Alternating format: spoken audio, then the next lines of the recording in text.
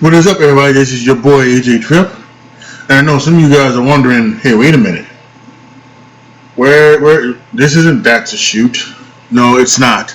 I know I did say last week that That's a Shoot was gonna be this week, and it was going to be about the summer of punk.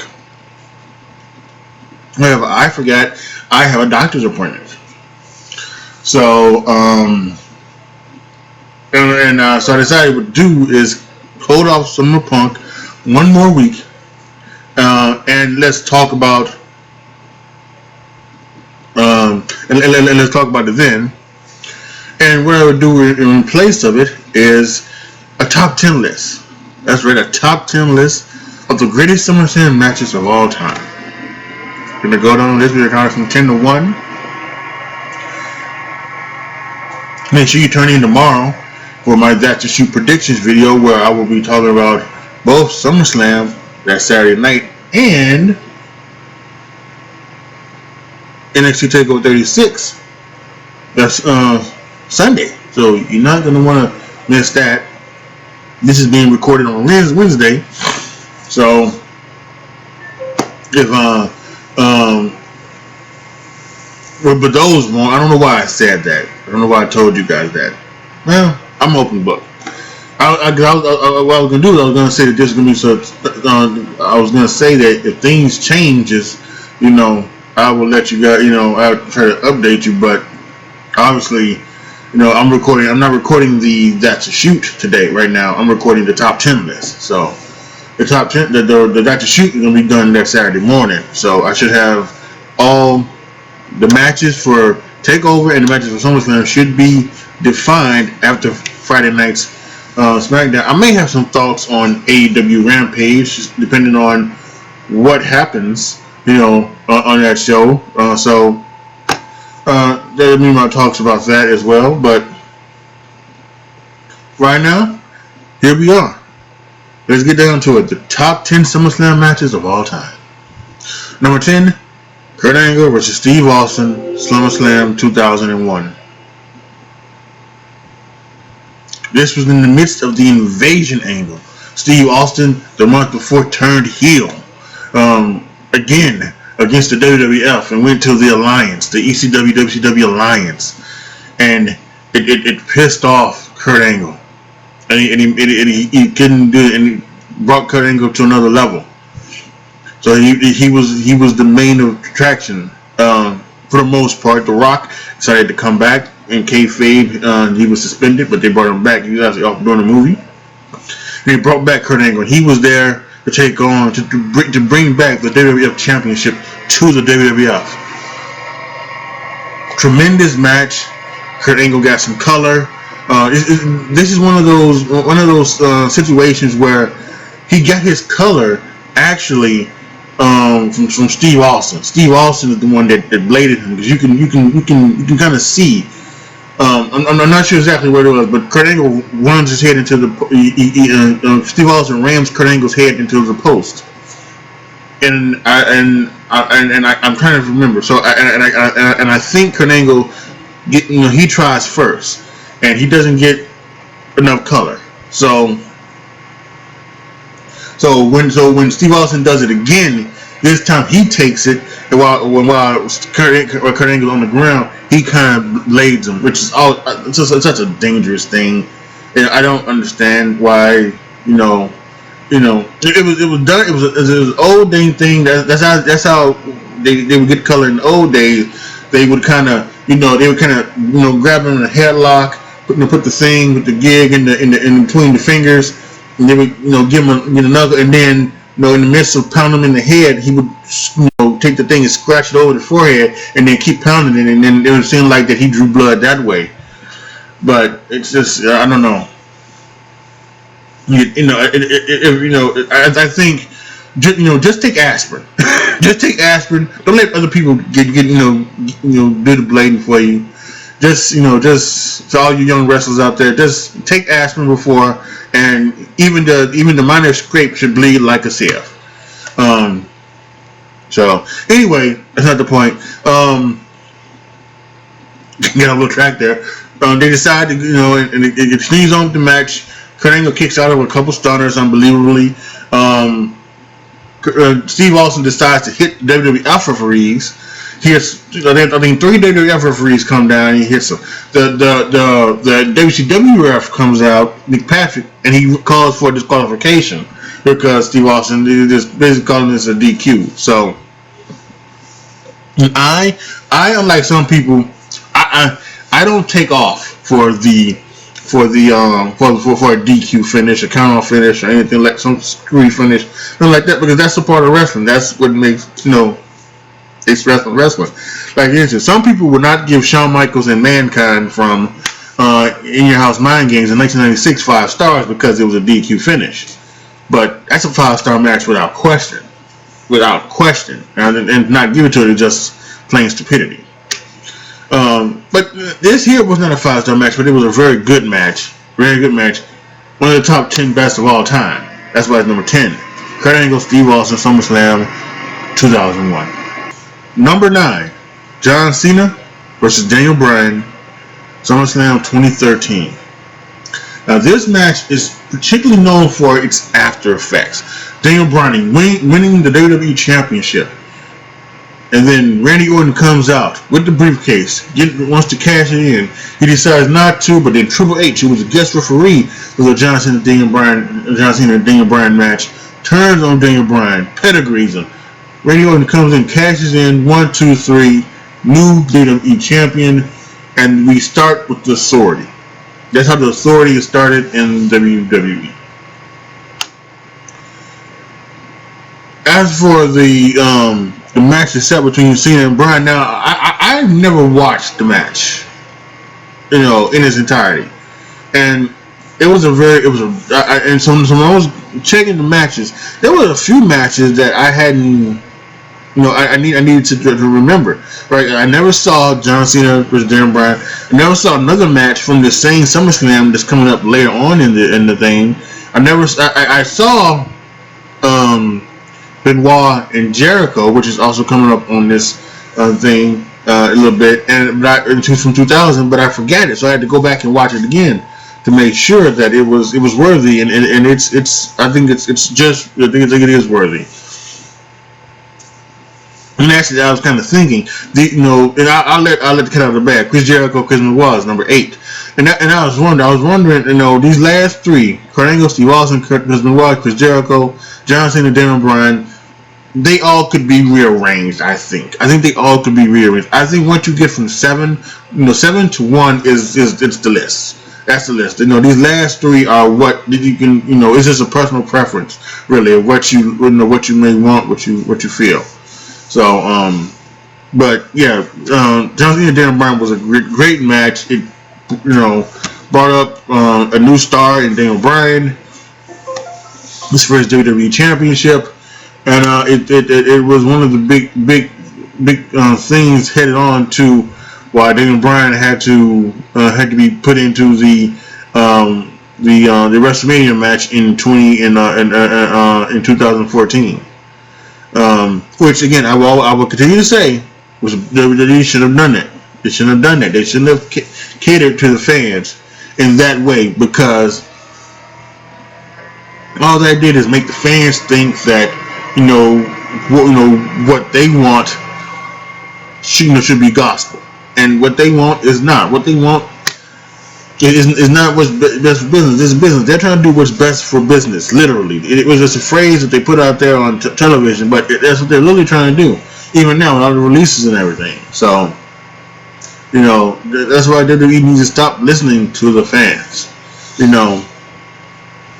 For most times, because that's not what's best for business. It just isn't. Or you can listen to the fans in another way. You know what I'm saying? But keep doing what you're doing, and I'm glad they decided to do that. Anyway, back to this. John Cena, Daniel Bryan, hell of a match. And the stuff afterwards was brilliant as well. Number 9 on the list of the SummerSlam matches of all time. John Cena versus Daniel Bryan for SummerSlam 2013. And as I mentioned before, number 8 is a Chris Jericho, Chris Benoit SummerSlam match from 2000, 2 out of 3 falls. This one was pretty good. I like this one. I like this. Like I said, it's been 21 years since I watched it, and I didn't remember a lot about this, but when I could watch it, really did enjoy it. First fall, Chris Jericho taps to the crippled crossface. Second fall, Chris Benoit taps to the walls of Jericho. Third fall, they're going back all the way at it. Roll up by Chris Benoit with him holding the ropes. 1, 2, 3. Chris Benoit wins. He wins the match. Now, don't forget, guys, they feuded for, I'm going to guess they feuded for a while. Because this goes into 2001 when at the Royal Rumble they have a ladder match.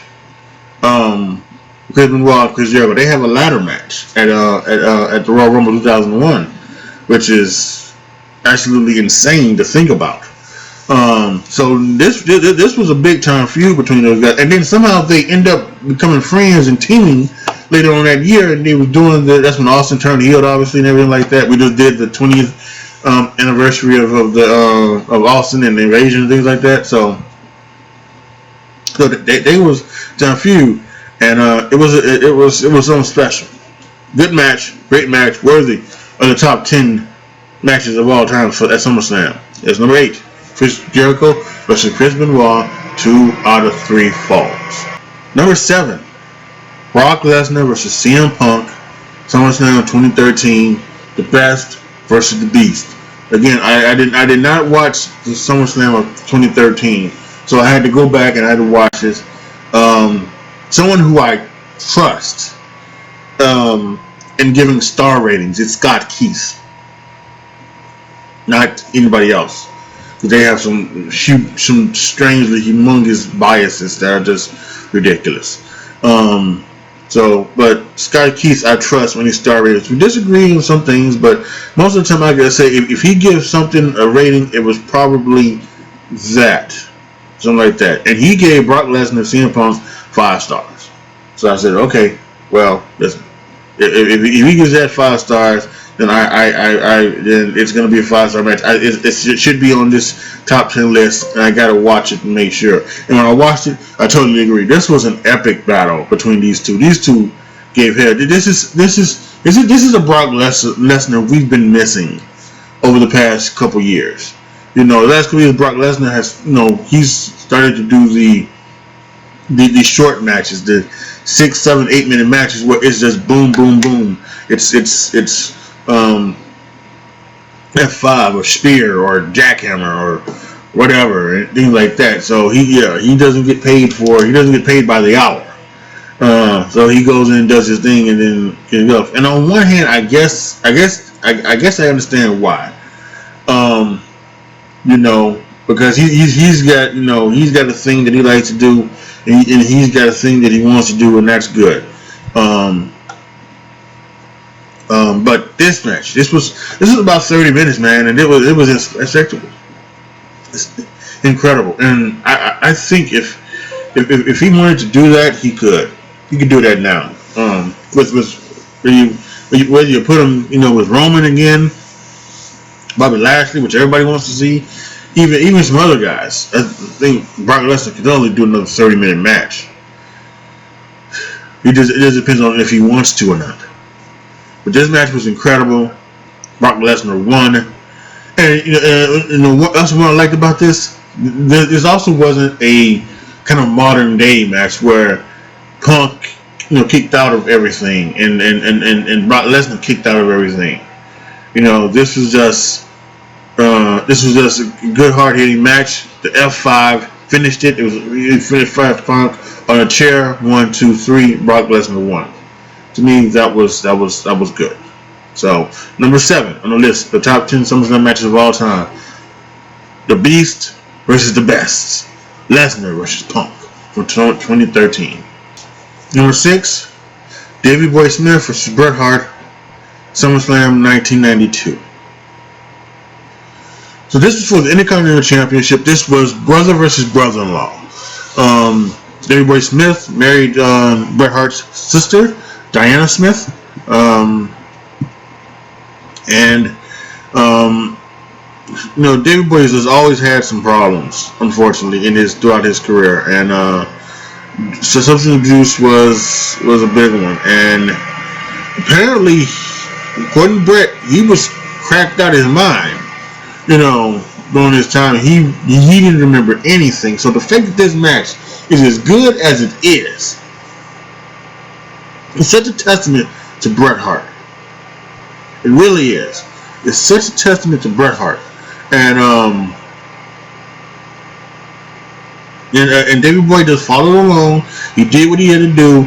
There was no big flubs and no big mess ups in this match. Loved the way the match finished with the pin that it did. I really am missing old school wrestling a lot. I really am. But I just think about some of the things. How you finish with sunset flip. He grabs the legs, puts his head down. 1, 2, 3. Bulldog wins. Incredible. And of course afterwards, Diana, tears in her eyes. And apparently this was kind of a shoot. This was kind of a shoot because Diana didn't really want, Bret and Davey to work. They wanted to do together. He thought it would really tear the family apart. But incredible match, especially knowing what Davey Boy was on. And 1992 was a big year for crack, apparently, because apparently Hulk was also cracked out of his mind in the Legion of Doom match early in the evening. So, yeah. Crack's one hell of a drug, as Rick James used to say. So I should have that clip. I should go get that clip from Rick James and put it in the video. Cocaine is a hell of a drug.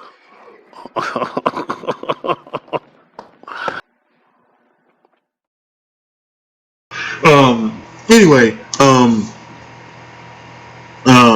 yeah, it's on the list. Great match. The drama, the intrigue, it all goes with it.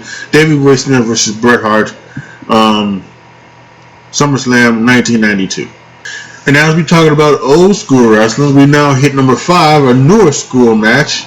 John Cena versus AJ Styles, SummerSlam 2016.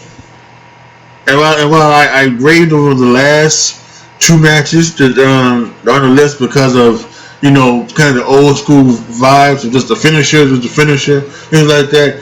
Yes, this one we had a couple of them. We had we had John Cena kicking out of a Styles Clash. We had AJ Styles kicking out of not only an AA but an Avalanche AA.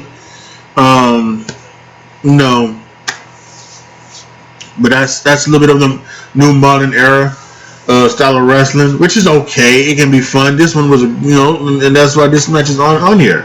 It was really fun. It's not better than their match at Royal Rumble. The match at Royal Rumble was incredible. That's one of the greatest wrestling matches in WWE history. This one was a good one as well. Worthy of the number 5 spot, but it doesn't compare to the Royal Rumble match. The Royal Rumble match was just sick. Actually, don't care. You want to talk about drama and the known fact also that John Cena wins number 16. It's just incredible. But this one here, AJ Styles got the victory, and it made AJ Styles to many people. It made AJ Styles to people who didn't know a lot about him. It made AJ Styles to many people who didn't know about him who was working for WWE, and I think it made AJ Styles to Vince McMahon, because shortly thereafter they put the title on AJ Styles from Dean Ambrose. So, yeah, and that's something that you never thought you would see, is someone coming from a TNA, and winning the WWE Championship, and it happened, and it's been fantastic. So, and he's had a fantastic WWE career. WWE will put him in the Hall of Fame if he doesn't, betray him and go to ECW or not ECW, AEW, and start doing a lot of bitching about it. But he's going into the Hall of Fame, and he deserves it. AJ Styles, John Cena, SummerSlam 2016, number 5 on the list of the top SummerSlam matches of all time. Oh yeah, here we go. Number 4, Shawn Michaels, Triple H, the Street Fight. Shawn Michaels' first match back. This was only supposed to be a one-time thing. He's only supposed to make his comeback match right off into the sunset. But boy, he came back. He still had it. He still wanted it. Everything and all. And like many people say, and I think I agree, when he came back in 2002, his second run was better than his first run. I think without question. And we always talk about. I need to do a video probably about Shawn Michaels and his greatness. This is how great he really was, because he's one of those guys that he made the big guy, small guy thing incredible. Like Diesel had great matches with really only two people. He only had great matches with only two people. He had with Bret Hart and Shawn Michaels. And that's why they're two of the greats of all time. And many others were like that as well. They didn't have great matches with anybody else, but they wrestled Hart or Michaels or both, and it was fantastic. And Shawn Michaels here was just incredible. As a Shawn Michaels mark, it was so good to see him. I thought it was a one-time thing again, but then he came back later that month with for the Elimination Chamber match, and that was so good. And yeah, and he was just incredible. It was incredible to see him there. I think I was kind of heartbreaking to see that he didn't win the WWE Championship. But apparently he never wanted it. He didn't want to win it. He didn't want to win it, even though there was probably times when he could have, right? Because and I think probably he should have, because there were times when Triple H, when Randy Orton, when John Cena, when Edge, when all of these guys, The Undertaker, all these guys get injured holding the title, Batista, and it just wouldn't make sense just to put the title onto Michaels, and let Michaels run with it. But that never happened. He didn't want it, but he just wanted to go out and have fun. I think a little bit of that was also his church. He was, at that point in time, he obviously still is big into his religion, but he never went to SmackDown. He went to SmackDown maybe once or twice, and that was when he was working with The Undertaker. But he never wanted to do Tuesday, because they would tape SmackDown on Tuesdays, and that was his Bible study day. So, but all that being said, this was a fantastic match. It got Shawn Michaels back into our hearts and into our minds, and just a fantastic guy. And then 3 years later, he would have maybe the craziest match in SummerSlam history. So, but he in 2002 SummerSlam, he had one of the best. Him, Triple H, in a street fight. Number 3, another HBK entrance. Shawn Michaels versus Razor Ramon, SummerSlam 1995, the ladder match, number 2. And again, it's when you think about it, it's the reason why these are like the better ladder match. Like there's a ladder match. Obviously, if you guys can guess, if you guys know your wrestling, there's a ladder match coming up in one of the next 2 spots. And that's great and all. That's wonderful. That's special. It's great. But I still contend that the best ladder matches are when it's one-on-one and they are wrestling. We have with the ladder being it. And they're not setting up next spot, and that's what a lot of these multi-person ladder matches are. They're setting up a ladder for a spot later on, and they're setting up a ladder for a spot, shortly, or something like that. And again, while it can be exciting and while it can be fun, and while it can even be one of the greatest matches in SummerSlam history,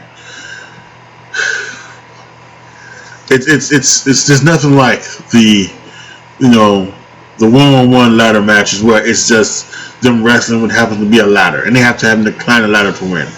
And this one was great. Now this was also one because this was the first one they introduced that second ladder into the room, and that was something that was, again, Shawn Michaels was ahead of the curve on to introduce the second ladder.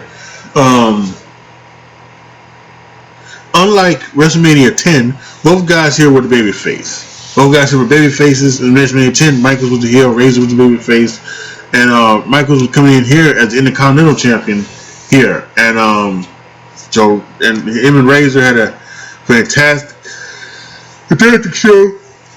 Again, back in the day, the Clique would always try to make sure that the matches they had were,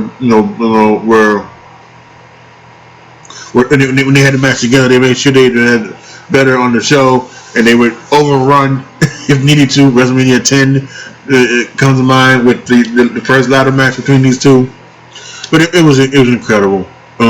Shawn, great story. It was originally supposed to be Shawn Michaels versus Psycho Sid, but I guess in storyline reason they decided to unfortunately Jack Tunney had passed away. So Jack Tunney was the quote unquote president of WWE. So then they made Gorilla Monsoon the president, and Gorilla Monsoon was going to make some changes to WWE. One of the things that he changed was the ladder match. He said Psycho Sid was going to get his title match, but he was going to get it later, and it happened to be after the I think it was after that. It was actually after the U.S. Open, because back then the U.S. Open would be on USA, and Raw would either be canceled or it would be shown later on at night. So after the U.S., and I think that time they was canceled for 2 weeks. But when they came back, it was Shawn Michaels versus Cena, and they had the match on Monday Night Raw. But here, he made it Razor Ramon versus Shawn Michaels in a ladder match, and that's for kayfabe reasons. Realistically, I think they did it because tickets were not drawing. Tickets were not selling. So they decided to change it to Shawn Michaels versus Razor because everybody knew they liked the ladder match to like these two guys, so maybe more tickets would be sold. And I think it actually did work out that way. Pretty much a sellout, I believe, that year. So, yeah, incredible match, incredible wrestling. Once again, incredible feat from Shawn Michaels. Just incredible. Number 3 on the list of the top 10 matches of all time in SummerSlam.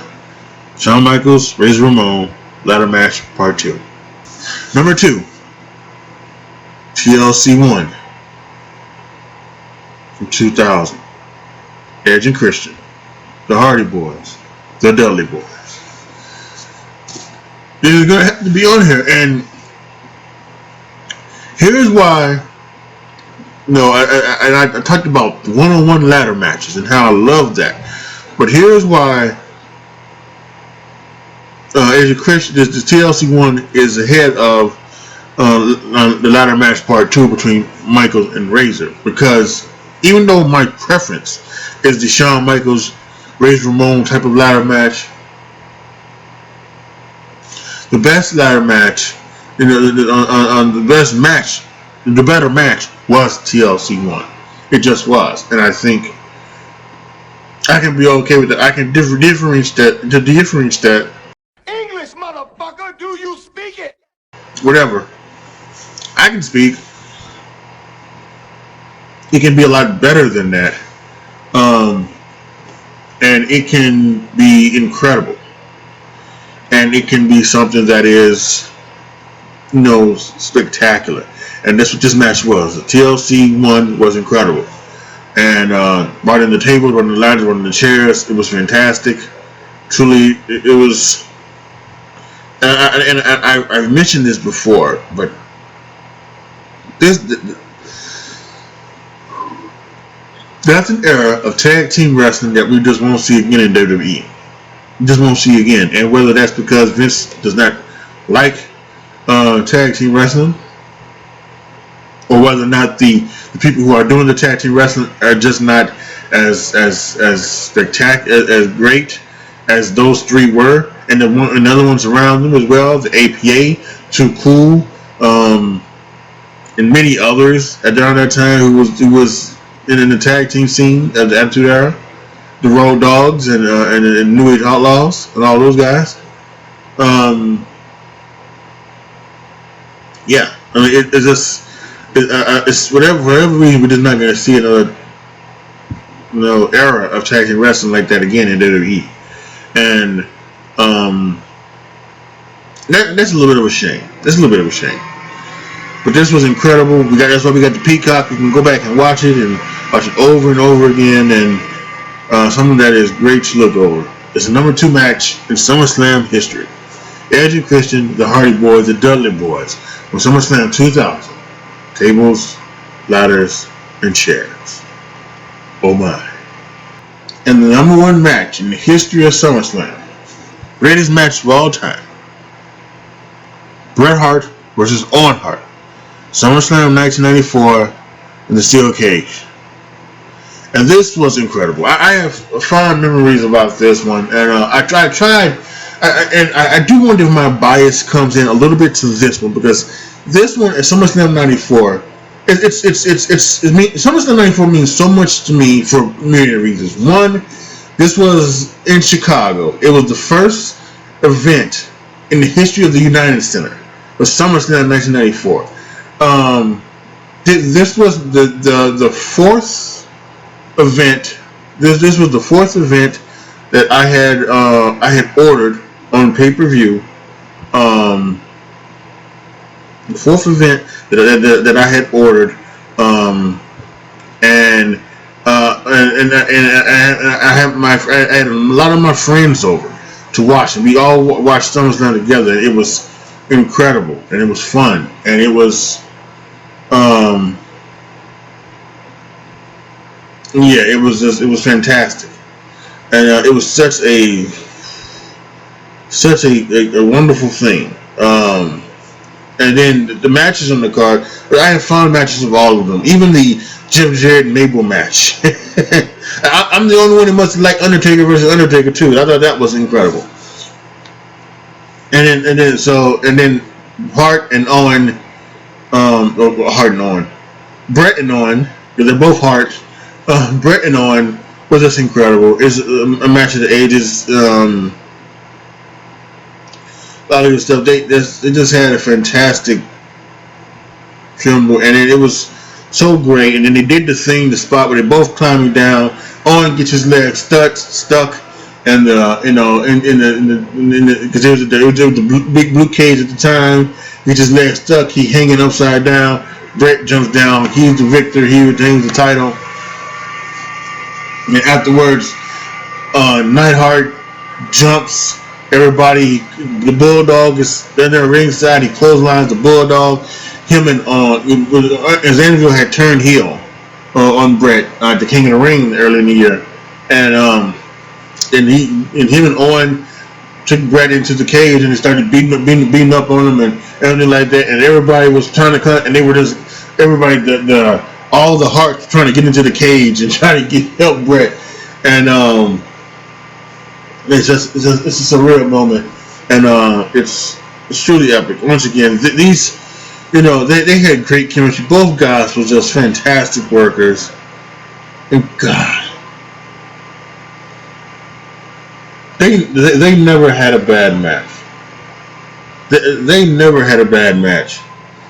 From what I can remember, it was a match at There was that match at WrestleMania. It was this match. Then they had a wrestling match. They had another match in 1995, just before WrestleMania. It was on Monday Night Raw, or it was like one of those special Raw WrestleManias or whatever, special whatever you call it. And they had a match on there, and that one was incredible too. One as good as the other two, but it was good. And they really didn't wrestle on television. I think they did a lot of live show wrestling. They never did any wrestling at other than that. So they really had 3 matches on screen, and all 3 were just incredible. So without hesitation for me, well, I shouldn't say hesitation, because I did take in consideration Edge and Christian, the Hardy Boys, Dudley Boys, TLC 1. But I think without question, the number one match in the history of SummerSlam is Bret Hart versus Owen Hart for SummerSlam 1994. Alright, y'all, so that's my list of the top 10 SummerSlam matches of all time. What did you guys think about it? Post your comments down below. Let me know what you guys think. Give me your list for your favorite matches, your best match, anything you want. Post it all down in the comment section. And don't forget, tomorrow, That's a Shoot, SummerSlam, and NXT TakeOver predictions. And then follow me, subscribe, hit the notification bell, because tomorrow night after SummerSlam, I'll be going live with a rapid reaction to SummerSlam, and Sunday I'll be going live with a rapid reaction of NXT TakeOver 36. You're not going to want to miss it. We'll talk about what went down, potential last matches for some people over these last couple of weeks, maybe some surprises, big things. Who never knows? Alright guys, thank you guys so much for watching. This is your boy, AJTRIP, signing off. As always, be good to each other, y'all. Be careful out there. And I'm out.